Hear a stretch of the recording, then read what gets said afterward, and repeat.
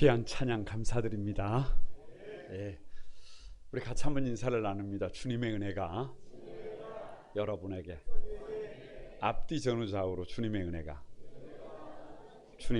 여러분과 함께 하시길 바랍니다. 가만히 저를 한번 주목해 보시기 바랍니다. 동물과 인간의 차이가 혹 무엇인지 여러분 아십니까? 동물은 태어나서 하루 이틀이면 그냥 껑충껑충 튀어다닙니다. 보통 몇 달만 지나면 자기 나름대로 자기 구실을 합니다. 대부분 스스로 생존이 가능합니다. 그런데 인간은 가장 약한 존재로 태어납니다. 스스로 뭔가를 할 수 있는 존재가 아니에요. 누군가가 보호를 해줘야 되고 지켜줘야 되고 가르쳐주지 않으면 생명 자체를 보존할 수가 없습니다. 그래서 사람은 만남이 중요합니다. 어렸을 때는 누가 뭐라고 해도 누구를 잘 만나야 해요? 부모를 잘 만나야 합니다. 이유가 없어요. 나이가 좀 들면 누구를 잘 만나야 해요? 이유가 없어요. 배우자를 잘 만나야 해요. 혹 우리 성도들 중에요, 이런 생각을 하는 분들이 계세요. 내가 충분히 우리 배우자를 바꿀 수 있다.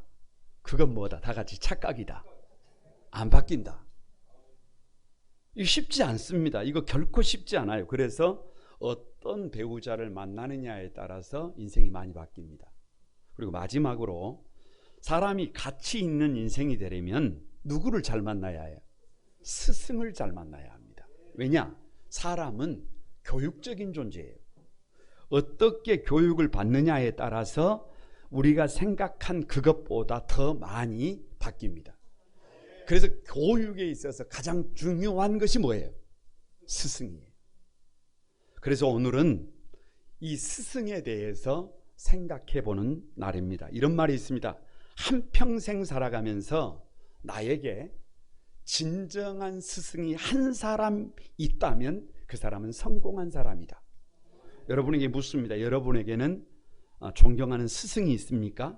일평생 여러분의 멘토가 있습니까? 아니, 아무리 힘들어도 아무리 버거워도 아무리 갈 바를 알지 못할 것 같아도 그 스승이 말하면 그 말에 힘을 얻어서 그 말에 순종해서 그렇게 살아보려고 몸부림치는 스승이 여러분에게는 있습니까? 그런 스승이 있는 사람들이라면 그 사람은 행복한 사람입니다. 그 사람은 여러분 바른 삶을 살아가게 되어 있습니다. 그 사람은 복 있는 존귀한 삶을 살아가게 될 것을 믿습니다. 2023년 스승의 주일을 맞이해서 우리의 땅끝 세 번째 스승이라고 하는 제목으로 은혜를 나누려고 해요. 왜 우리의 땅끝 세 번째가 스승이냐? 여러분, 아픈 얘기지만 오늘 우리 시대는 누가 문제냐 그러면 스승이 문제예요. 스승이. 내가 교사다, 내가 스승이다, 내가 리더다, 내가 목사다라고 하는 사람들이 문제예요. 많은 성도들이 잘못된 스승으로 인하여 믿음이 하루아침에 무너집니다. 많은 사람들이 삶의 자리가 송두리째 무너지는 시대예요. 평생 진짜 스승인 줄 알고 평생 아름다운 믿음의 선배인 줄 알고 따라갔는데 마지막에 가보니까 가짜예요. 보통 문제가 아니에요. 그래서 스승이 바르게 세워져야 제자가 바로 세워질 수 있습니다. 그런데 스승이 잘못되어 있으면 제자들이 아무리 몸부림을 쳐도 여러분 답이 나오지 않아요. 그래서 오늘 땅끝 세 번째가 스승이라고 하는 제목으로 은혜를 나눌 때 저와 여러분께 하나님의 은혜와 하나님의 세미한 음성이 여러분 위에 가득하기를 바랍니다. 스승의 날을 맞이해서 먼저 점검하고 싶은 것이 뭐냐 그러면 다 같이 한번 우리의 땅끝이 스승이라는 문제인식이에요. 말씀드렸지만 가슴 아픈 일이에요. 왜냐? 스승이 없다니까요. 진짜 스승이 없다니까요. 디모데후서 4장 3절에 보면 때가 이르르니 사람이 바른 교훈을 받지 아니하며 귀가 가려워서 자기의 사욕을 따라 스승을 많이 둔다, 적게 둔다. 많이 둔다. 그러니까 여기서 때가 이른다는 말은 마지막 때예요. 마지막 때. 마지막 때가 되면 마지막 때의 특징이 뭐냐 그러면 바른 교훈을 싫어해요. 바른 가르침을 싫어해요. 바른 가르침을 받아야 정도 인생을 살아갑니다. 바른 가르침을 받아야 모두가 웃게 됩니다. 바른 가르침을 받아야 피해자가 생기지 않습니다. 바른 가르침을 받아야 시간이 우리 편이 돼요. 그런데 여러분 잘못됐어요. 귀가 가려워요. 귀가 가려워. 그래서 귀가 가려우면 여러분 집에 있는 면봉으로 이렇게 휘비잖아요. 그러면 어디 가야 돼요? 자칫 이비인후과 가야 해요. 이비인후과 가서 여러분 귀 속을 이렇게 의사가 들여다보고 하는 말이 그 면봉으로 귀 휘비셨죠 그래. 앞으로 절대 그렇게 휘비면 된다 안 된다? 안 된다. 이게 무슨 말이냐 그러면 말씀을 들어도 바른 가르침이 아니라 자기가 원하는 말씀을 찾는다는 거예요. 내가 꼭 받아야 할 가르침이 아니라 내가 꼭 들어야 될 말씀이 아니라 내가 듣고 싶고 내가 원하는 가르침을 쫓아가는 거예요. 자기 생각을 지지해 주는 말씀, 자기 욕망을 지지해 주는 스승, 자기 감정을 지지해 주는 스승을 쫓아갑니다. 그 결과가 뭐냐? 자기 사욕을 따라 스승을 많이 둔다는 거예요. 여기도 스승, 저기도 스승. 그러니까 스승이 몇 명이에요? 1만 명이라니까요. 스승다운 스승이 없다는 거예요. 스승이라는 사람은 많은데 진짜 스승이 없어요. 아니 죄송합니다. 1만 스승이 재앙이에요. 지금 이게 우리 시대예요. 이게 마지막 시대예요. 왜 세 번째 땅끝이 스승이냐? 여러분 가짜 스승을 분별할 수 있어야 해요. 초대교회 때부터 지금까지 교회를 어지럽히고 잘못된 신앙으로 이끌어가는 거짓 교사들 때문에요. 얼마나 문제가 많은지 몰라요. 문제가 커요. 교회사를 가만히 보면 외부에 박해가 있어요. 핍박이 있어요. 분명히 문제가 있습니다. 그런데 그 위기는, 그런 어려움은 사실 별 문제가 아니에요. 진짜 위기가 뭐냐 그러면 외부의 문제가 아니라 내부의 문제인데, 이 내부의 문제 중에 첫 번째가 뭐냐 그러면 광명천사로 위장한 거짓 교사예요. 그냥 광명천사를 줄이면 마귀라고 그래요. 마귀. 그러니까 자칭 스스로는 진짜 교사라고 하는데 알고 보니까 뭐예요? 종교 사기꾼이에요. 그래서 사람들의 마음을 미혹합니다. 가짜예요. 가짜. 여러분 디모데전서 6장 3절에서부터 쭉 보면요, 그냥 거두절미하고 이렇게 말씀을 하세요. 경건을 이익의 방도로 생각하는 자들이라 그래요. 그러니까 이 거짓 교사들의 특징이 뭐냐 그러면 정말로 선한 지도자인 줄 알았어요. 정말로 모범이 되는 지도자인 줄 알았어요. 마지막에 가보니까 그게 전부 누구의 이익과 관계되어 있어요. 자기의 이익과 관계되어 있어요. 아니, 성경을 열심히 공부를 하면 뭐해요? 성경을 열심히 배우면 뭐해요? 그것이 전부 자기 이익인데.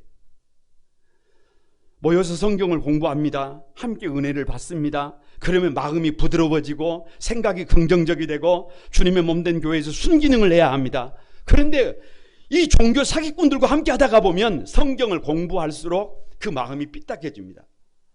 좋게 봐야 되는데 삐딱하게 봐요. 성경을 공부할수록 그 마음이 부정적이 됩니다. 문제만 봅니다. 문제 없는 것이 여러분 세상에 어디가 있어요? 성경을 공부할수록 주님의 몸된 교회에서 순기능을 해야 되는데 역기능을 합니다. 왜요? 이미 그 마음이 뭘 맞아버렸어요? 도둑 맞아버렸어요. 이런 종교 사기꾼들의 특징이 뭐냐 그러면 자기만 옳아요. 자기만 옳아요. 자기만 특별해요. 자기만 의롭다고 생각해요. 자기만 답이라고 해요. 그래서 예수님이 아니라, 주님의 몸된 교회가 아니라 그 사람이 중심이에요. 그 사람은 종교 사기꾼이에요.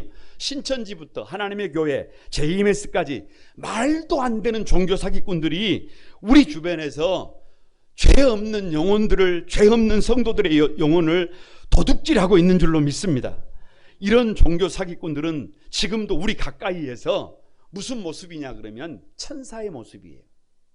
광명천사의 모습이에요. 두 얼굴을 달고, 여러분 그 가르침이 바른 것처럼 훈계를 하고 애언을 하지만 영혼을 미혹하는 거예요.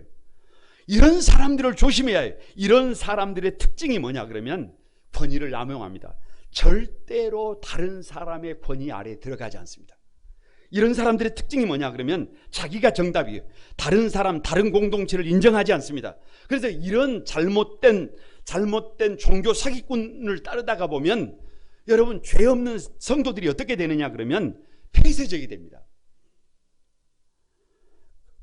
다른 사람들은 문제가 뭔지를 그 사람을 보면 보여요. 저렇게 살면 안 돼요. 저렇게 살면 무너집니다. 그런데 정작 본인만 몰라. 이것이 종교 사기꾼들에게 미혹을 당한 성도들의 특징입니다. 꼭 명심해야 합니다. 뭐를 명심해야 되느냐? 교회 밖에서 성경 공부는 위험합니다. 여러분 절대 안 돼요. 절대 안 돼요. 혹시라도 여러분에게 성경 공부가 필요하세요? 교회에 말하세요.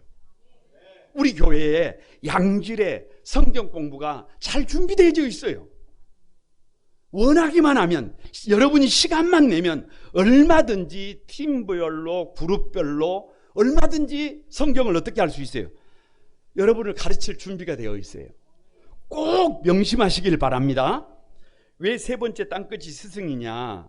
다 같이 한번 우리의 강단을 소중히 여겨야 합니다. 여러분 이스라엘 백성들이 출애굽을 해서 40년 방황을 하다가 요단강을 건너서 이제 적각 부리는 가나안에 들어갑니다. 그런데 어디를 넘어야 되느냐? 난공불락 여리고를 넘어야 해요. 그런데 하나님의 명령이 뭐냐? 6장 8절에 보면 제사장 7은 양각 나팔을 7을 잡고 여호와 앞에 나아가며 나팔을 불래요. 무슨 말이냐? 하루에 한 바퀴씩 여리고를 도는데 일체 함구령이에요. 여러분 소리가 들리면 안 돼요. 다른 얘기가 나오면 안 돼요. 소리라고 하는 것은 딱 하나예요. 딱 하나. 제사장들만 양각 나팔을 부는 거예요. 제사장이 부는 나팔에 맞춰서 여리고를 도는 것입니다. 이것이에요. 제사장이 부는 나팔 소리가 뭐예요?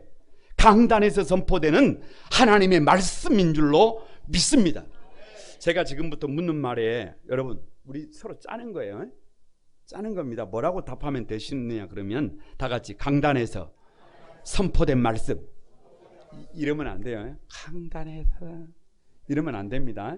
아랫배에 힘을 주고 막 손을 불끈 쥐고 강단에서 선포된 말씀. 할렐루야.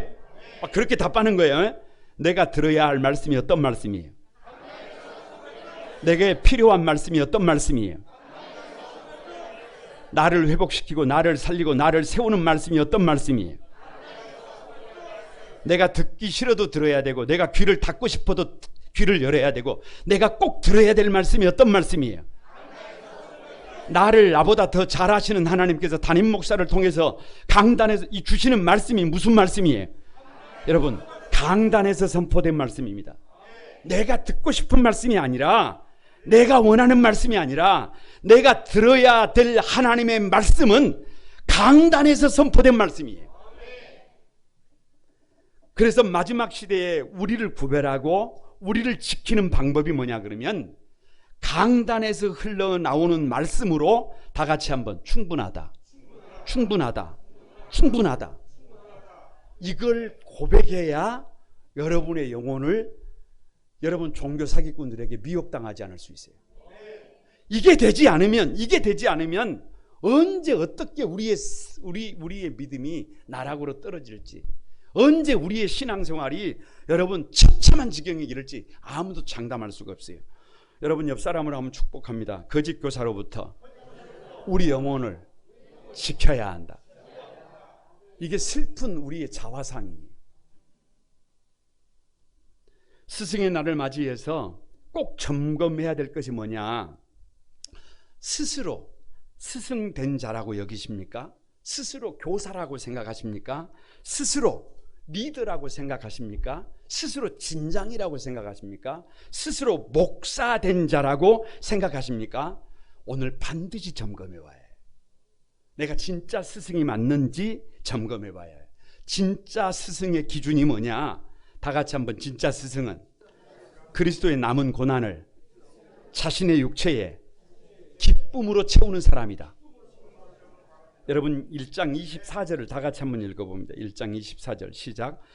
내가 이제 너희를 위하여 받는 괴로움을 기뻐하고 그리스도의 남은 고난을 그의 몸된 교회를 위하여 내 육체에 채우노라. 자 보세요. 누가 진짜 스승이냐 그러면 그리스도의 남은 고난을 어디를 위해서? 그의 몸된 교회를 위해서, 성도들을 위해서. 어디에다가? 자기 육체에다가. 여러분 억지로 채워요? 아주 그냥 강제로 그렇게 채워요? 그런 게 아니라니까. 그런 게 아니에요. 기쁨으로 감사함으로 채우는 사람이 주님의 몸된 교회를 위해서, 성도들을 위해서 억지로 하는 게 아니라니까. 강제로 하는 게 아니라니까. 기쁨으로 감사함으로 십자가의 상흔을 가진 사람들이 진짜 스승이에요. 종교 사기꾼들이 교회를 위해서 좁은 길을 가겠어요? 종교 사기꾼들이 주님의 몸된 교회와 성도들을 위하여 십자가를 짊어지겠습니까? 여러분 결코 힘든 길 가지 않습니다. 좁은 길 가려 하지 않습니다. 십자가의 길 가려 하지 않습니다. 말만 합니다. 여러분 말로 천지를 창조 못하겠어요? 말로는 뭘 못하겠어요? 그 가짜예요. 진짜 스승은 그리스도의 남은 고난을 어디에 채워요? 기쁨으로 감사로 자기 육신에 채우는 사람입니다. 여러분 요한복음 10장에 보면 주님께서 이렇게 말씀하십니다. 나는 선한 목자라. 선한 목자는 양들을 위하여 목숨을 버리거니와 싹끄는 목자가 아니요 양도 제 양이 아니라 이리가 오는 것을 보면 양을 버리고 달아나느니라. 싹꾼 목자는 돈을 받고 일하기 때문에 헌신하지 않아요. 헌신하지 않아요. 목회를 해도 그냥 그것이 직업에 불과해요. 그래서인지 언제부터인지 목회자들도 여러분 참 안타깝지만 퇴근 이후에 부르지 마라. 근무 시간 이후에 찾지 마라. 나도 처자식이 있다. 월요일은 나도 쉴 권리가 있다. 여러분 쉴 때는 쉬어야 해요. 맞아요. 맞습니다. 그러나 선한 목자는 양들을 위해서 뭐를 버려요? 목숨을 버린다니까요. 목숨을 버린다니까요. 목숨을 버리는데 도대체 하지 못할 것이 뭐가 있어요? 지금부터 제가 선창하면 여러분은 우리끼리 짜는 거예요. 감사라고 하면 됩니다. 뭐라고요? 감사. 힘들어도 버거워도 퇴근 이후에 불러도 쉬는 날 신방을 요청해도 한밤중에 전화를 해도 무례해도 성도들과 함께 있는 것이 성도들을 생각만 해도 그게 누구예요? 그게 선한 목자예요. 별거 없어요. 별거 없어. 선한 목자는 양들을 위하여 목숨을 버린다니까요. 그것이 시간이라도 그것이 물질이라도 그것이 고난일지라도 거침없이 자신을 드린다니까요. 그래서 교회가 세워질 수 있다면, 그래서 성도들이 세워질 수 있다면 그 길을 가는 사람이 선한 목자임을 믿습니다. 여러분 고린도전서 4장 15절에서요 그리스도 안에서 1만 스승이 있으되 아버지는 많지 않다 이렇게 말씀하고 있어요. 1만 스승이 있으되 아버지가 많지 않다. 이 말이 무슨 말이에요? 말로만 하는 것이라면, 입으로 스승이 되는 것이라면 누가 못하겠어요? 그런데 여러분 살을 주는 것이잖아요. 피를 주는 것이잖아요. 생명을 주는 것이잖아요. 이 말로 하는 게 아니라니까요. 여러분 땀 흘려야 하고 눈물을 흘려야 하고 여러분 배 아파서 나아야 해요. 십자가의 상흔이 없이는 아버지 같은 진짜 스승이 될 수 있다 없다? 없다. 우리 스스로 점검해 봐야 합니다. 스승이라고 하는 사람들은 점검해 봐야 해요. 대접 받으려고 해서는 안 되고 내가 진짜 스승이라고 한다면 나 자신을 점검해 봐야 합니다. 다 같이 한번 진짜 스승은 예수 그리스도가 비밀인 것을 아는 사람이다. 여러분 1장 27절 한번 같이 읽어봅니다. 시작. 하나님이 그들로 하여금 이 비밀의 영광이 이방인 가운데 얼마나 풍성한지를 알게 하려 하심이라. 이 비밀은 너희 안에 거신 누구다? 그리스도다. 뭐가 비밀이에요? 예수님이 비밀이라니까. 다른 게 비밀이 아니에요. 다른 것이 비밀이 아니에요. 여러분 한번 가만히 생각을 해보세요. 어디가 천국이에요? 집에 환경이 좀 넉넉하고 아파트 평수도 좀 넓고 차도 막 좋은 차를 타고 아주 그냥 사는 것이 좋아가지고 모든 어려움이 없는 그런 가정이 천국입니까? 누가 그래요? 누가 거기가 천국이라고 해요? 거기가 천국이 아니에요. 예수님이 계신 곳이, 예수님이 가정의 호주가 되는 곳이 천국임을 믿습니다. 여러분, 왜 교회가 능력인 줄 아세요? 왜 교회가 사단의 권세를 이기는 줄 아세요? 왜 교회가 마지막 시대의 희망인 줄 아세요? 왜 교회가 만물을 충만케 하는 줄 아세요? 교회의 머리가 예수 그리스도이기 때문인 줄로 믿습니다. 예수 그리스도 안에 지혜와 지식의 모든 보화가 감춰져 있어요. 예수님이 전부라니까, 만유라니까요. 여러분, 예수님이 우리 안에 계시면요, 우리 안에 예수님이 계시면 살고 싶어집니다. 사랑하고 싶어집니다. 감사하고 싶어집니다. 예수님이 우리 안에 들어오면 질서가 생기고, 법이 생기고, 희망이 생기고, 죽었던 영혼이 살아나고, 가정이 살고, 땅이 살고, 인생이 살고, 가슴 벅찬 감동이 살아납니다. 왜요? 예수 그리스도가 비밀이라니까요. 예수 그리스도 안에 지혜와 지식의 모든 보화가 있어요. 그래서 누가 이 시대의 스승이냐 그러면, 앉으면 다른 소리 하는 사람이 스승이 아니에요. 여러분, 사람들 만나면 입만 열면 다른 것 얘기하는 사람이 스승이 아니라, 세상 것을 얘기하는 사람이 아니라 누구를 얘기하는 사람이에요? 다 같이 오직 예수. 예수님이 비밀이라니까요. 예수님이 들어가면 어둠이 물러간다니까요. 예수님이 들어가면 여러분 사단의 권세가 꺾인다니까요. 예수님이 들어가면 사랑하는 사람들이 살아나고 싶어진다니까요. 그래서 진짜 스승은 다른 것 얘기하는 사람이 아니라 오직 예수 그리스도를 자랑하는 사람이에요. 자기를 자랑하지 않습니다. 다 같이 한번, 진짜 스승은 성도들을 완전한 자로 세우는 사람이다. 여러분 28절 한번 봅니다. 1장 28절 다 같이 시작. 우리가 그를 전파하여 각 사람을 권하고 모든 지혜로 각 사람을 가르침은 각 사람을 그리스도 안에서 완전한 자로 세우려 하며 함이니. 자 보세요.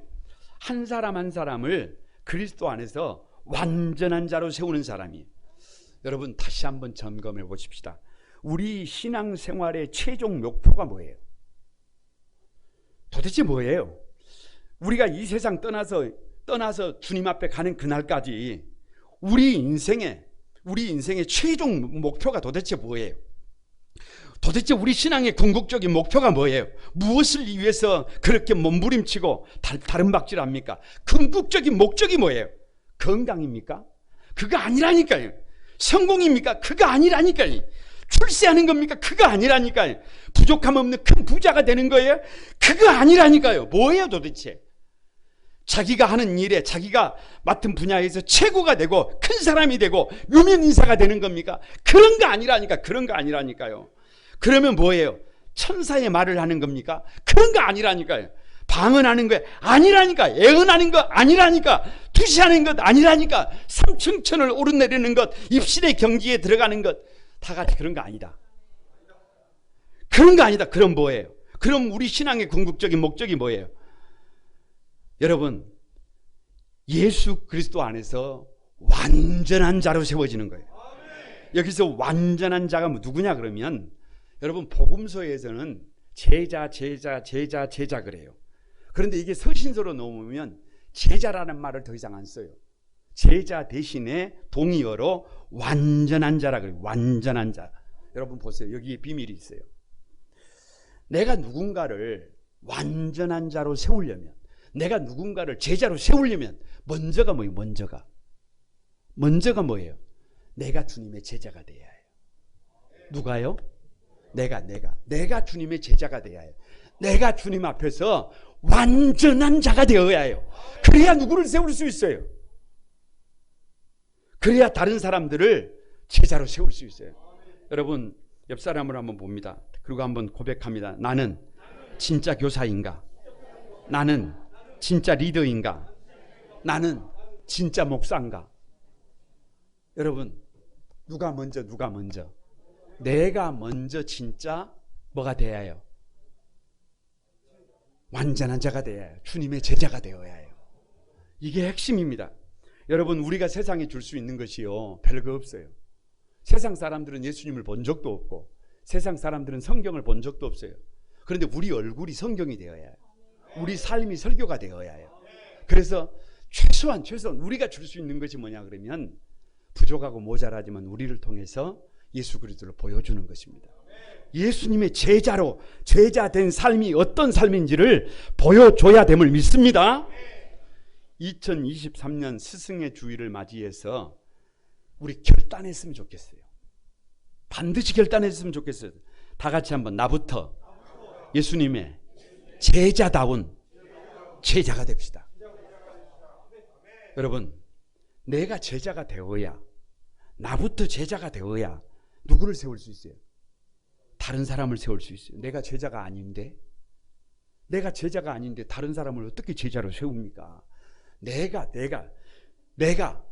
먼저 부름을 받은, 먼저 리더라고 하는, 먼저 스승이라고 하는, 먼저 목사라고 하는 내가 제자다운, 예수 그리스도의 제자다운 제자가 되어야 다른 사람을 세울 수 있다니까요. 여기서 제자에 대하여 오해하는 것이 한 두 가지가 있습니다. 첫 번째가 뭐냐 그러면 제자는 특별한 사람이다라는 생각이에요. 여러분, 절대로 그렇지 않습니다. 특별한 사람이 제자로 부름을 받은 것이 아닙니다. 예수님의 12 제자들의 특징이 뭐냐 그러면 너무나 평범한 사람들이에요. 여러분, 거의 3분의 2가 어부예요. 어부. 여러분, 어부가 꼭 되어야 제자가 됩니까? 그런 말 아니잖아요. 어부같이 평범한 사람도 누가 될 수 있다는 거예요. 예수님의 제자가 될 수가 있다는 거예요. 예수님께서 저와 여러분 각자를 부른 것은 허다한 무리로 부른 게 아니에요. 저와 여러분에게 누가 될 것을, 예수님의 제자가 될 것을 요청하고 있는 줄로 믿습니다. 누가 제자가 되어야 해요. 내가. 저와 여러분이 제자가 되어야 해요. 두 번째 오해가 뭐냐 그러면 제자가 되려면 시간이 많이 걸린다, 적게 걸린다. 뭘 그렇게 헤매고 있어요? 제자가 되는데 시간이 많이 걸린다라고 하는 오해예요. 오해예요. 삭개오가 예수님의 제자가 되는 데는 시간이 많이 걸렸다, 걸리지 않았다? 걸리지 않았다. 왜요? 예수님께서 오신다고 하니까 삭개오가 예수님을 구경하러 갔다는 말이에요.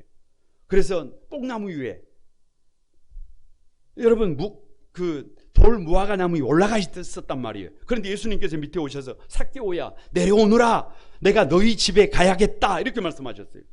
그때 삭개오가 깜짝 놀래가지고 뭐라고 말하느냐, 내가 내 소유의 절반을 가난한 자들에게 나눠주겠다. 그리고 만약 내가 누군가 것을 속여서 빼앗은 일이 있으면 4배로 갚아주겠다.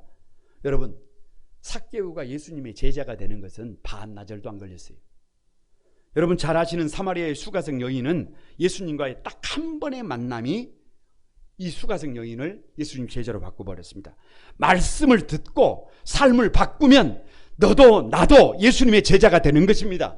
많은 시간이 필요치 않아요. 어떤 특별한 프로그램을 필요치 않아요. 어떤 특별한 교육이 필요한 게 아니에요. 주님을 만나고 주님의 말씀에 반응하면 그 사람이 누구예요? 제사예요. 아니. 오늘 예배를 통해서 내게 말씀이 들려오고 내가 그 말씀을 통해서 순종하면 그 사람이 누구예요? 옆 사람에게 당신이 제자입니다. 당신이 제자예요.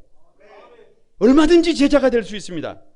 그러나 제자에는 수준이 있더라니까요. 제자의 수준이 있습니다.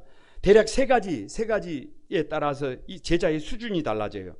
첫 번째가 뭐냐 그러면 말씀에 대한 태도예요. 말씀에 대한 태도. 여러분 잘 들어보시기 바랍니다. 어떤 성도들은 자기가 원하는 말씀만 들어요. 자기가 원하는 말씀, 어린아이들처럼 젖만 먹어요. 여러분, 그래서 뭔 제자를 하겠어요? 그래서 불가능합니다. 그런데 어떤 성도들은 강단에서 선포된 말씀을 사람의 말로 듣지 않고 하나님의 말씀으로 듣습니다. 매일매일 선포되어지는 그 말씀에 눈물로 반응하면서 어떻게 해요? 나를 쳐서 그 말씀에 바꿔냅니다. 말씀에 대한 태도가 그 사람의 미래예요. 하나님의 말씀이 기준점이 되면 그 사람은 높은 차원의 제자가 되는 줄로 믿습니다. 그 사람이 여러분이 되시길 바랍니다. 두 번째 단계가 고난을 대하는 태도예요. 고난을 어떻게 대하느냐에 따라서 제자의 수준이 달라져요. 사도 바울은 그리스도의 남은 고난을 자기 자신의 육체에다가 여러분 억지로 채운 게 아니에요. 기쁨으로. 새벽 시간에 계시록을 보고 있는데 사도 요한은 밤모섬에 갇혔어요. 밤모섬은 유배지. 여러분, 반모섬은 그냥 유배지가 아니라 고역의 현장이에요. 나이가 95세예요. 그런데도 그 95세 된 여러분 노익장이 그 고역에 시달리면서 주의를 성수하고 성령이 충만해서 하나님의 말씀을 나팔 소리처럼 들어요. 그러니까 계시록을 쓰는 거예요. 고난을 대하는 태도예요. 고난을 대하는 태도. 내가 주님의 제자로 살아가는 데서 이 고난을 당할 수 있다는 거예요, 없다는 거예요? 있다는 거예요. 나를 바꿔내는데 이 고난이 필요하다는 거예요, 필요하지 않다는 거예요? 필요하다는 거예요. 그 고난을 대하는 태도가 제자의 수준을 결정하는 줄로 믿습니다. 세 번째가 헌신의 강도에 따라 수준이 달라집니다. 여러분, 예수 믿는 사람들이요, 그냥 허다한 무리는요, 이 복이에요. 복, 떡과 복이에요. 그래서 막 사람들이 구름대처럼 몰려듭니다. 그런데 그것이 이루어지지 않으면 다시 어떻게 해요? 다시 돌아갑니다. 그냥 무리예요. 그냥 구경꾼이에요. 그런데 예수님의 12제자를 보시기 바랍니다. 베드로와 야고보와 요한을 보세요. 여러분, 가장 가까이에 있었던 제자들부터 목숨을 내놓습니다. 야고보가 순교의 제물이 1번이 돼. 여러분, 베드로 어떻게 해요? 십자가에 거꾸로 못 박혀서 죽습니다. 예수님이 힘들어 하실 때, 예수님이 함께 하기를 요청하셨을 때 끝까지 그 곁을 지키는 제자들이 됩니다. 아니, 자신의 목숨을 다해서라도 생명을 다해서라도 자기의 사명을 다하는 사람들, 헌신의 강도에 따라서 제자들의 수준이 달라집니다. 여러분의 수준을 높이시기를 바랍니다. 한 가지 분명한 것은 예수님이 우리를 부르실 때 우리를 허다한 무리로 부르지 않았다는 거예요. 우리를 누구로 불렀다는 거예요? 우리를 제자로 불렀다는 거예요. 요즘 여러분, 세계가 전쟁의 소용돌이 속에 이렇게 막 어려움을 겪다 보니까요, 저 전쟁을 겪고 있는 나라들의 군대에 징집이 되면 그 뭐하러 가는 거예요? 죽으러 가는 거예요. 죽으러 가는 거예요. 초대교회 때 예수님의 제자가 된다는 말은 여러분, 위로받는 게 아니에요. 무엇인가 내가 원하는 것을 얻는 게 아니에요. 무슨 자기 편 만드는 게 아니에요. 다른 사람들을 왕따시키는 거, 그런 거 아니에요. 여러분, 초대교회 때 예수님의 제자가 된다는 말은 목숨을 내놓는 거예요. 십자가를 지는 거예요. 그래서 헌신의 강도에 따라서 그 제자들의 수준이 결정됩니다. 바라기는 이 자리에 있는 우리 한소망의 모든 가족들이 더 이상 누군가에게 기대고 있으면 안 돼요. 아니, 기댈 때도 있지요. 그러나 언제까지 기대고 있겠어요?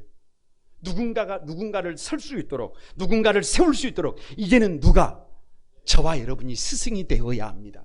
주님 앞에 갈 날이 얼마 남지 않았어요. 모든 위대한 인물들의 배후에는 누가 있다? 스승들이 있다. 여러분, 여호수아 뒤에 누가 있어요? 모세가 있어요. 여러분, 다윗 뒤에 누가 있어요? 사무엘이 있어요. 엘리사 뒤에 누가 있어요? 엘리야가 있어요. 이 시대의 왕들 뒤에 누가 있어야 해요? 우리 부모들이 있어야 합니다. 우리 성도들이 있어야 합니다. 다시 말하면 우리 마음속에 이 스승의 주의를 보내면서 다짐이 있어요. 나도 많이 부족하지만 내가 먼저 제자다운 제자가 돼서 주님 앞에 섰을 때 주님, 내가 전도한 영혼입니다. 내가 세운 영혼입니다. 내가 양육한 영혼입니다. 여러분, 뭐 할 수 있어요? 소개할 수 있어야 해요. 여러분, 예전에 사극 드라마 중에서요, 많이 봤던 드라마 중에 하나가 그 허준의 뒤에 누가 있어요? 유이태가 있잖아요. 유이태가 질병에 걸려서 죽게 됐어요. 그런데 허준에게 편지를 남기잖아요. 몇 월 몇 시 어디에 가봐라. 거기 갔더니 누가 있어요? 스승의 시신이 있어요. 편지를 열어보니까 자기 몸을 어떻게 하래요? 해부하래요. 그래서 허준이 스승의 몸을 열어보고 여러분, 인체의 신비를 알게 되잖아요. 그러니까 이게 무슨 말이에요? 목사가 자기 살려고 바둥바둥거리면 성도들이 다 죽어요. 진장들이 자기가 살려고 하면 진 식구들이 다 죽어요. 교사가 자기가 살려고 하면 누가 다 죽어요. 교회 어린 아이들이 다 죽습니다.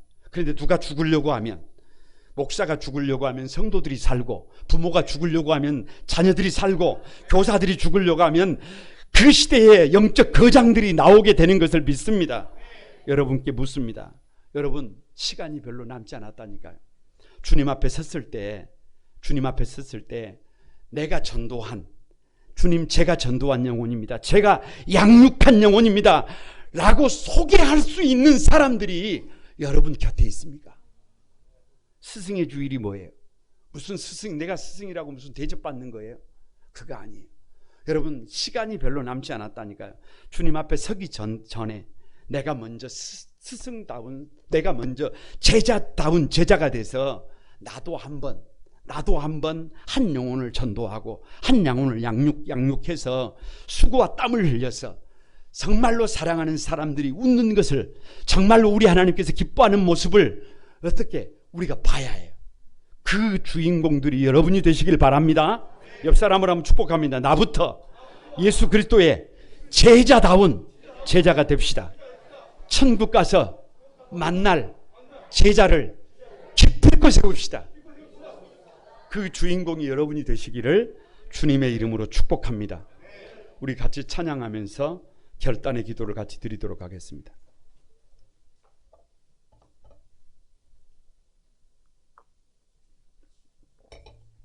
오늘 이곳에 계신 성령님,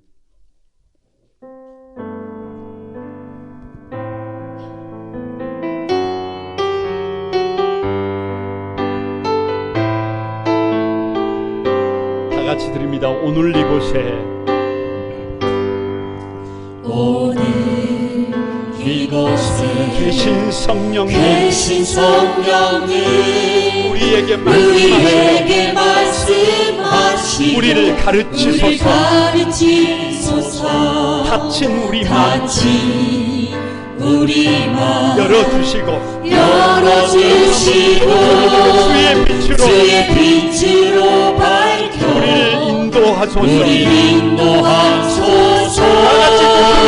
주님보다 앞서지 않고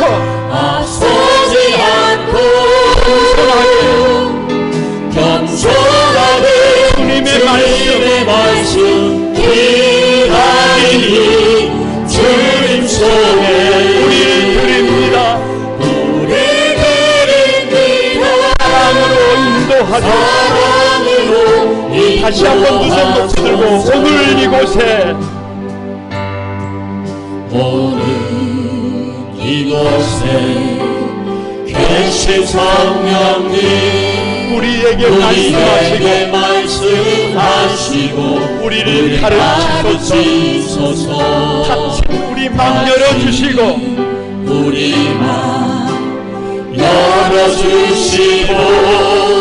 주의 빛으로 밝혀 우리를 인도하소서.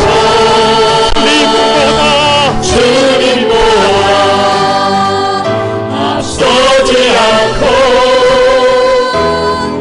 겸손하게 주님의 말씀 기다리니 주님 손에 우리를 드립니다. 사랑으로 인도하소서. 여러분, 또 스승의 주일을 맞이했습니다. 참으로 안타까운 시대입니다. 이 시대가 참된 스승을 찾아보기 어려운 시대입니다. 우리의 영혼을 믿고 맡겨도 될 만한 진짜 스승들이 찾아보기 어려운 시대입니다. 종교 사기꾼들이 난무하고 잘못된 가르침으로 성도들을 미혹하는 마지막 시대입니다. 주여, 목회자들이 문제입니다. 주여, 지도자들이 문제입니다. 주여, 교사들이 문제입니다. 하나님, 먼저 부름받은 우리를 용서해 주십시오. 사랑하는 우리 한소망의 가족 여러분, 여러분이 스승입니까? 여러분이 교사입니까? 여러분이 리더입니까? 여러분이 진장입니까? 주님의 몸된 교회를 위하여, 사랑하는 성도들을 위하여 기쁨으로 감사함으로 그리스도의 남은 고난을 우리 몸에 한번 세워 보십시다. 오직 예수님이, 오직 예수 그리스도가 비밀이라고, 정답이라고 아버지 거침없이 선포하는 진짜 스승이 될 수 있도록, 진짜 제자가 될 수 있도록 여러분 결단해 주시기 바랍니다. 우리 다 같이 한번 따라합니다. 주여, 주여, 강단에서 선포되는 말씀에 아멘으로 화답하게 하소서. 주여, 내가 먼저 예수님의 제자다운 제자로 거듭나게 하소서. 주여, 나도 천국에서 만날 한 사람의 제자를 세우게 하소서. 여러분, 이런 기도 제목을 가지고 다 같이 한번 주여 삼창하고 하시면서 같이 기도합니다. 다 같이 한번 기도합니다. 주여, 주여, 주여. 거룩하신 아버지, 송구스럽습니다. 죄송스럽습니다. 하나님 아버지, 참된 스승을 찾아보기가 어려운 시대입니다. 일만 스승이 재앙인 시대입니다. 하나님, 마지막까지 생명 걸고 아버지 하나님, 바른 리더로, 바른 교사로, 바른 목회자로 아버지 그렇게 세워질 수 있도록 주여 은혜를 더해 주소서. 주여 자비를 더해 주소서. 스승이라고 하는, 교사라고 하는, 리더라고 하는, 아버지 목사라고 하는 우리부터가 아버지 그리스도의 몸된 교회를 위하여 아버지 그리스도의 남은 고난을 몸에 세우게 도와주시고, 하나님 아버지 무엇보다도 강단에서 선포되는 하나님의 말씀에 아멘으로 화답하여 충분하다고, 하나님 그래서 먼저 제자다운 제자가 되어 아버지 우리도 한 영혼 반드시 세워 주님의 기쁨 되도록 역사해 주시옵소서. 거룩하신 주님, 참으로 죄송하고 송구스럽고 주님 앞에 용서를 구합니다. 스승이라고 부름을 받았는데, 교사라고 부름을 받았는데, 리더라고 부름을 받았는데, 진장이라고 부름을 받았는데, 부진장이라고 부름을 받았는데, 우리가 먼저 부름을 받은 자인데 하나님 아버지 너무나 많이 부족해서, 너무 모자라서 그 직임을 다 감당하지 못한 것을 하나님 용서하여 주옵소서. 이제 아버지 하나님 남은 시간 아버지 하나님 각자의 자리에서 제자다운 제자가 되게 하여 주옵소서. 천국에서 만날 제자다운 제자를 세우기 위하여 우리의 남은 시간을 아버지 잘 쓸 수 있도록 축복해 주옵소서. 우리 한소망의 모든 성도들이 강단에서 선포되어지는 말씀이 하나님이 내게 주신 말씀으로 아멘으로 화답하고 복 있는 삶을 살아가는 이 시대에 진정한 하나님의 사람들 되도록 도와 주옵소서. 한소망에 사랑하는 모든 성도들을 남녀노소를 물어나고 선하게 바르게 복되게 인도해 주실 예수님의 이름으로 기도드리옵나이다. 아멘. 453장 찬양 같이 드립니다.